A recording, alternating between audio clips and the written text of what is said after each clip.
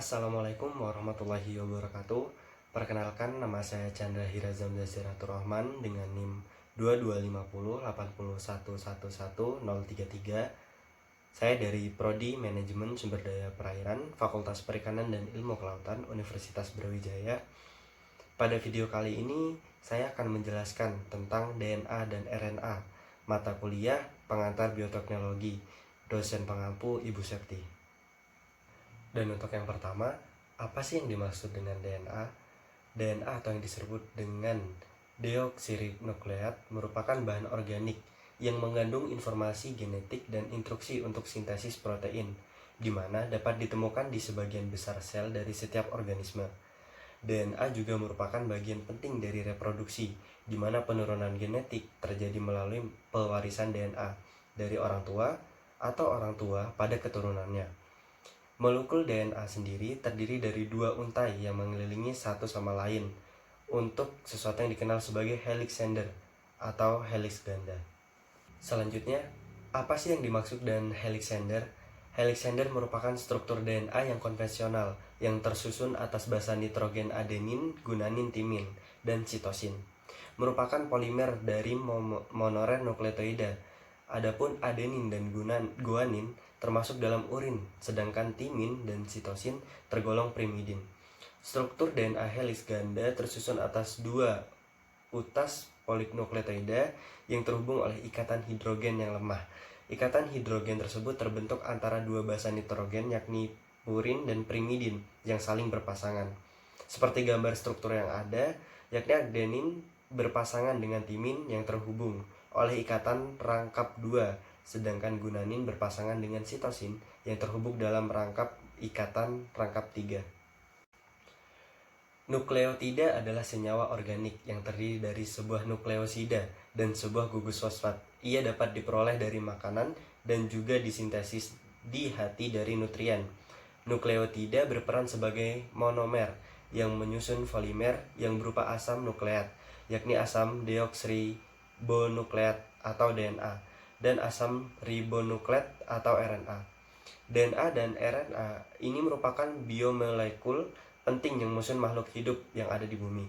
Dapat kita lihat pada gambar, ada nukleotida monofosfat, yakni basa nitrogennya hanya mewakili satu sisi pasangan basa, sedangkan pada bagian atas terdapat 4 nukleotida yang dapat membentuk dua pasangan basa, yaitu timina dan adenin. Hubungan dengan ikatan hidrogen dan guanina dan sitosina yang dihubungkan dengan 3 ikatan hidrogen, satu monomer nukleotida berhubung dengan nukleotida lainnya pada bagian gugus fosfat masing-masing, lalu membentuk dua struktur unting pada unting ganda dari asam nukleat. Selanjutnya, unsur-unsur struktural pada nukleotida yakni ketika 1, 2, atau 3 gugus fosfat berikatan dengan nukleosida bisa warna kuning, biru, dan hijau di bagian tengah. Suatu nukleotida dengan maka nukleosida monofosfat jika memiliki satu gugus fosfat atau merah, penambahan gugus fosfat yang kedua membentuk nukleosida difosfat. Penambahan gugus fosfat yang ketiga membentuk nukleosida trifosfat. Basa nukleosida dilabel sebagai B dan glycosidic bond. 5 basa nukleosida yaitu kelompok purina dan pirimida dicantumkan di bagian yang berwarna biru. Nukleotida tersusun dari 3 subunit, yaitu sebuah kubus massa nitrogen heterosiklik, yaitu sering disebut dengan nukleotida, atau nukleus basa sebuah gula pentosa yang berupa deoksiribosa dan setidaknya satu gugus fosfat. Selanjutnya ada nukleosida. Apa yang dimaksud dengan nukleosida? Nukleosida merupakan kerangka dasar bagi terbentuknya AMP, ADP, dan ATP. Proses pembentukan ketiga senyawa pembawa energi kimiawi biasanya terjadi di mitokondria sebagai bagian dari reaksi katabolisme atau respirasi. Nukleosida terdiri dari bahasan nitrogen yang terikat secara kovalen dengan gula yang berupa ribosa atau deoksiribosa, tetapi tanpa gugus fosfat. Sedangkan nukleotida terdiri dari bahasan nitrogen gula dan 1-3 gugus fosfat, sehingga terdapat perbedaan antara nukleosida dengan nukleotida. Jika pada nukleosida terdapat basa dan gula, maka pada nukleotida terdapat basa, gula, dan fosfat. Nukleosida merupakan sebutan untuk bagian dari nukleotida tanpa gugus fosfat. Dengan demikian, nukleosida tersusun dari 2 ribosa atau deoksiribosa dan basa nitrogen. Selanjutnya, untai DNA tersusun dari rangkaian nukleotida yang terhubung melalui ikatan fosfodiester yang terbentuk di antara gula pentosa dan gugus fosfat. Ada tulang punggung gula fosfat dengan ikatan 3-5 fosfoliester.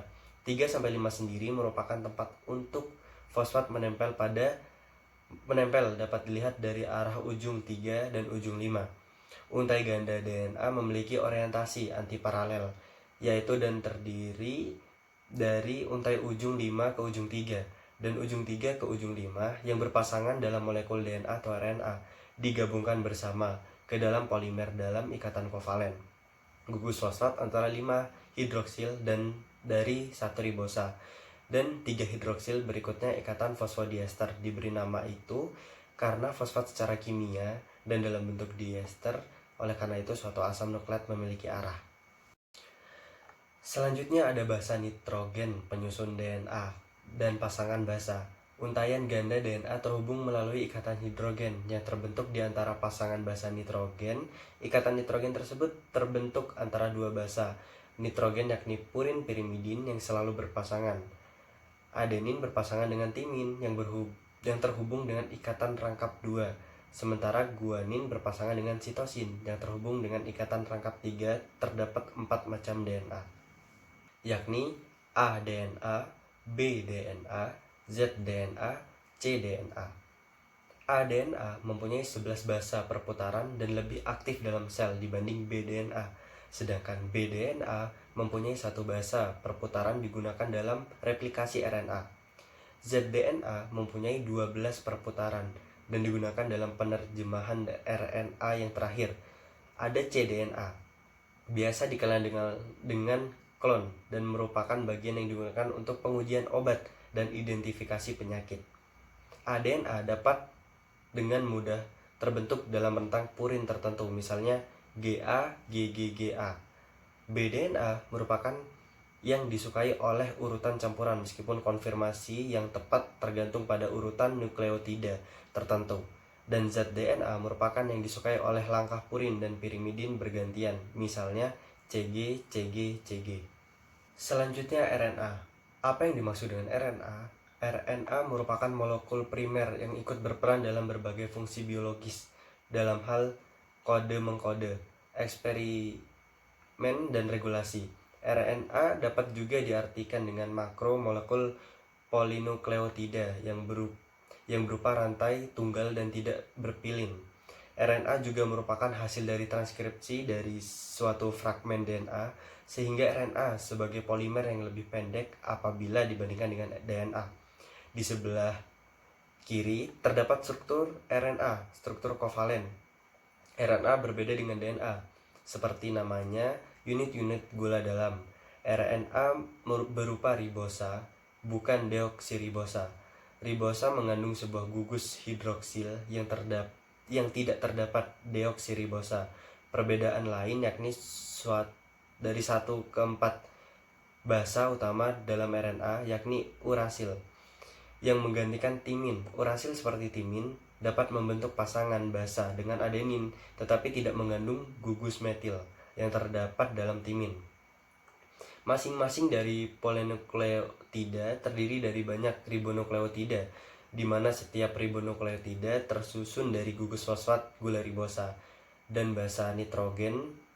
Dan selanjutnya, apa yang dimaksud dengan gula ribosa, gugus fosfat, dan basa nitrogen? Yang pertama, gula ribosa.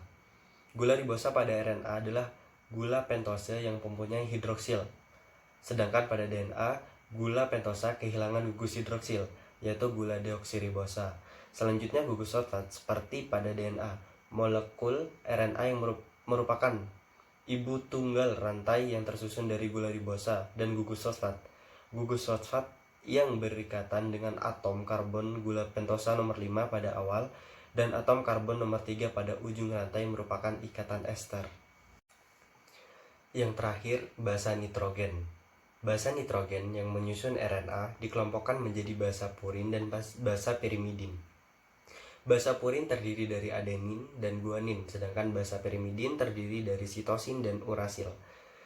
Berbeda dengan RNA basa pirimidin, pada DNA lebih dari sitosin dan timin.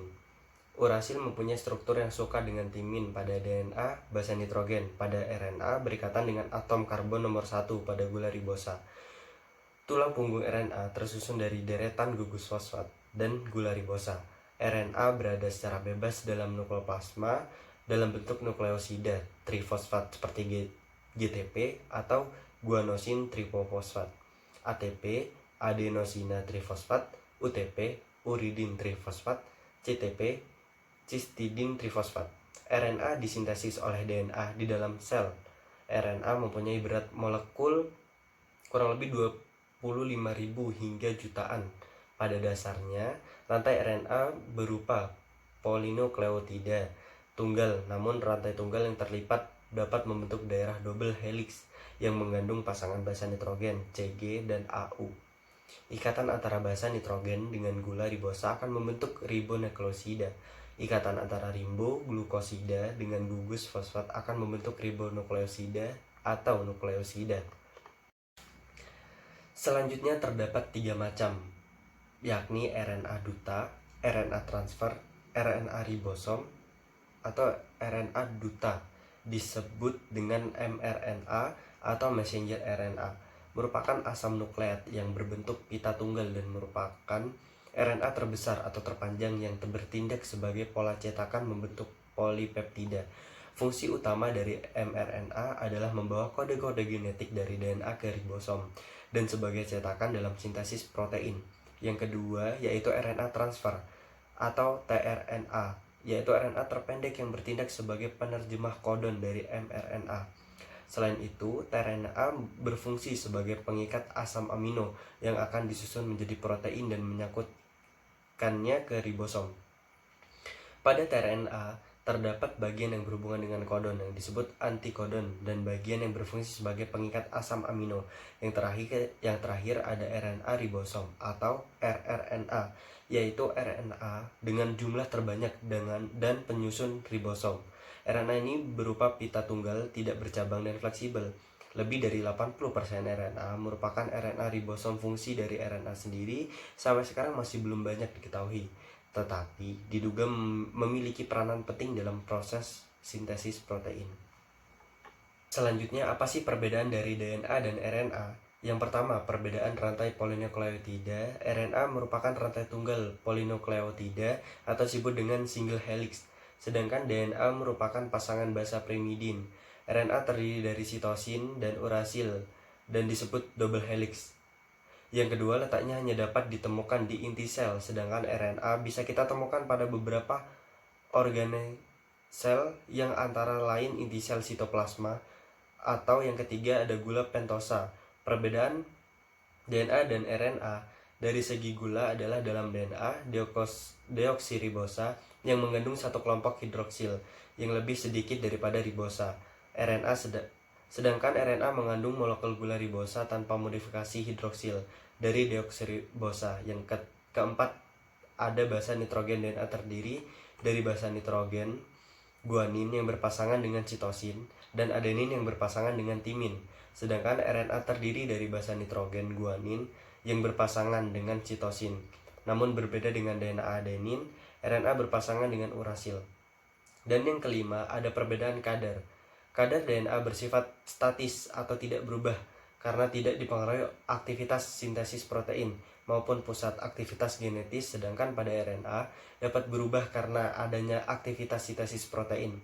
Yang keenam ada fungsi. DNA berfungsi sebagai informasi genetis jangka panjang. DNA menjadi transmisi informasi genetik untuk membuat sel lain dan organisme baru, sementara RNA digunakan untuk mentransfer kode genetik dari inti ke ribosom untuk membuat protein.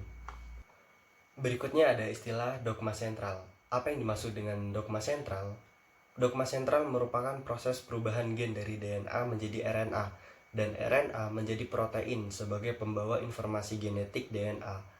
DNA mempunyai dua fungsi utama. Yang pertama, membuat kopi yang tepat pada dirinya sendiri pada waktu proses replikasi atau duplikasi, dan yang kedua, meneruskan kode-kode informasi yang dimiliki ke mRNA pada waktu proses transkripsi. Selanjutnya, replikasi DNA. Seperti yang telah dijelaskan tadi, replikasi DNA adalah proses pengopian rangkaian molekul bahan genetik DNA atau RNA sehingga dihasilkan molekul anakan yang sangat identik pada sel. Replikasi DNA terjadi sebelum pembelahan sel. Replikasi DNA memanfaatkan enzim DNA polimerase yang membantu pembentukan ikatan antara nukleotida penyusun polimer DNA. Proses replikasi DNA dapat dilakukan in vitro dalam proses yang disebut reaksi berantai polimerase atau PCR. Selanjutnya adalah transkripsi. Transkripsi merupakan proses penyaluran informasi DNA kepada mRNA. Proses ini terjadi di dalam nukleus dan dikatalisasi oleh enzim RNA polimerase. Transkripsi hanya terjadi pada satu rantai DNA yang mengandung kelompok gen tertentu.